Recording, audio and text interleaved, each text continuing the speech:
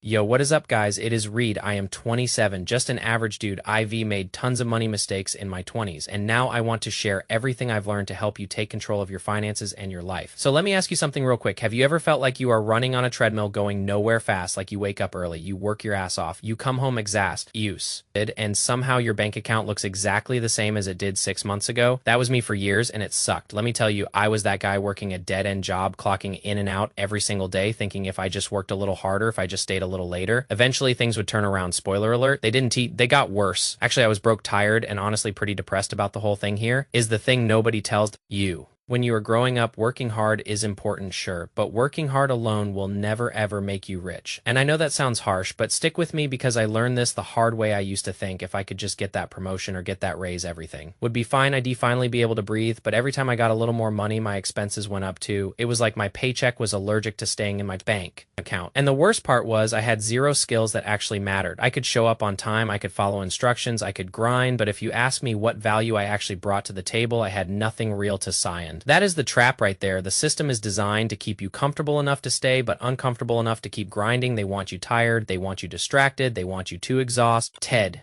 To realize you are trading your time for money at a rate that will never ever get you ahead. You trade 8 hours for $100 and then you need to eat and pay rent and buy gas, and suddenly that $100 is gone, so you go back and trade another 8 hours, and the cycle never ends. It is like trying to fill a bucket with a hole. In the bottom of me saw this with my own eyes at my first real job out of college. I worked at this company where there was this guy. Let's call him Mike. Mike had been there for 15 years, same desk, same chair, same tired look on his face every morning. He came in before everyone else, he left. After everyone else, he never called in sick. He never complained. He was the definition of a hard worker, and you know what happened when the company had layoffs? Mike was the first one out the door, 15 years of loyalty, and they walked him out with a cardboard box and a fake smile saying, "We're so sorry for your loss." I remember looking at him and thinking that could be me in 10 years, and that scared the hell out of me. Because here's the honest truth, your income will rarely ever exceed your personal capability. And I am not talking about your ability to work hard, I am talking about your ability to solve problems, your ability to create value, your ability to do things that other people can. Do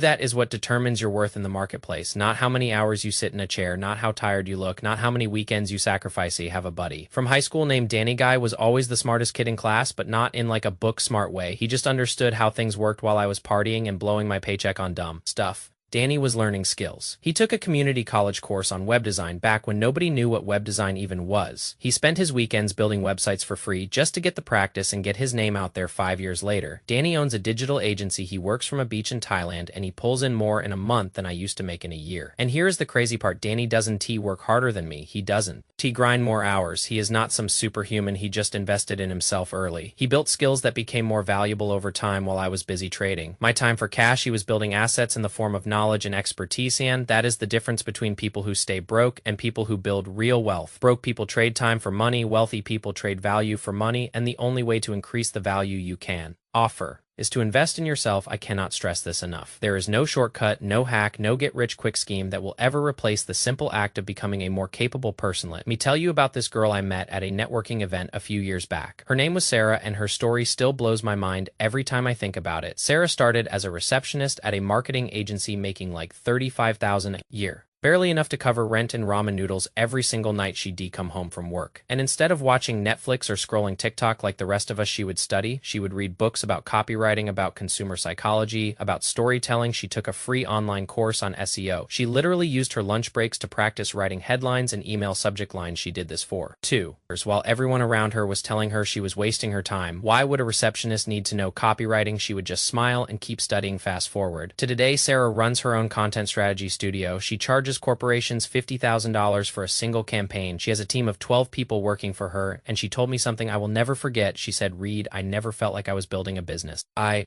was just building myself, and the business was just a natural result of who I became." That hit me so hard because it is true. She didn't chase money, she chased capability. And the money followed, and here is another thing that really opened my eyes. I remember watching this documentary about lottery winners. Sounds like a fun topic, right? Actually, it is one of the most depressing things I've ever seen. They studied people who won big jackpots and found that something like 70% of Lottery winners end up broke or bankrupt within just a few years. Think about that, you win millions of dollars and somehow you still end up with nothing. Why? Because they never built the internal capacity to manage that kind of money. They didn't earn it. They didn't learn the discipline, the patience, the strategy required to hold on to it and grow it. It is like handing a Ferrari to someone who has never driven before. They're gonna crash it every single time. Same thing happens with people who inherit money. I've seen it happen more times than I can count. Someone gets a big inheritance or a settlement or a windfall, and within 5 years, it is completely gone. They buy cars, they buy houses, they give money to family members who drain them dry. They make terrible investments because they don't know what they were doing. And they end up worse off than before because now they've also got the tax bill, the shame, and the regret money without the mindset to handle it is not a blessing. It is a curse. And that is why I get so frustrated when I see people chasing quick money schemes or trying to get rich overnight. Because even if you get lucky, if you haven't built yourself into the kind of person who can keep that money, you will lose it. It is not a matter of if, it is a matter of when. So what does it actually mean to invest in yourself? Because I know that sounds like some vague motivational poster nonsense. Let me break it down into real actionable things that literally anyone can do starting right now. First, skills. Skills are the new currency of the economy. Nobody cares what degree you have. Nobody cares where you went to school. They care about what you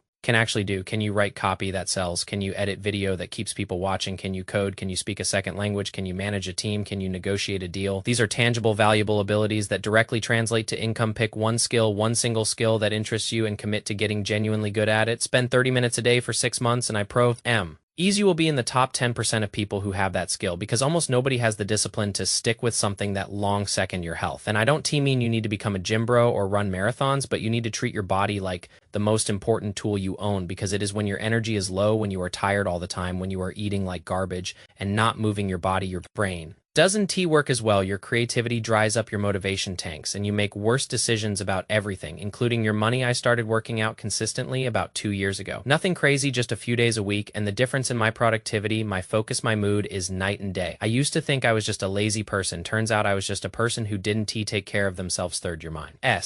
And this one is huge. I had to completely change the way I thought about money. I grew up with the scarcity mindset. Money was scarce. Money was stressful. Money was something you hoarded because there was never enough. And that mindset kept me stuck. It made me afraid to invest in myself, afraid to take risks, afraid to charge what I was worth. I had to unlearn all of that and replace it with an abundance mindset, the belief that there is always more money to be made, more opportunities to find, more value to create, and that by investing in myself, I was not wasting money. I was planting seeds. Fourth, your network. I heard this quote once, that your income will be the average of the 5 people you spend the most time with. And I think there is a lot of truth to that. If you are hanging around people who complain about their jobs and talk about how unfair life is and never try to improve themselves, you are going to absorb that energy like a sponge. But if you surround yourself with people who are ambitious, curious, constantly learning and growing, you will naturally rise to their level. I started going to meetups, reaching out to people I admired, asking for coffee, and just listening to their stories. Some of the best advice I ever got came from casual conversations with people who were way ahead of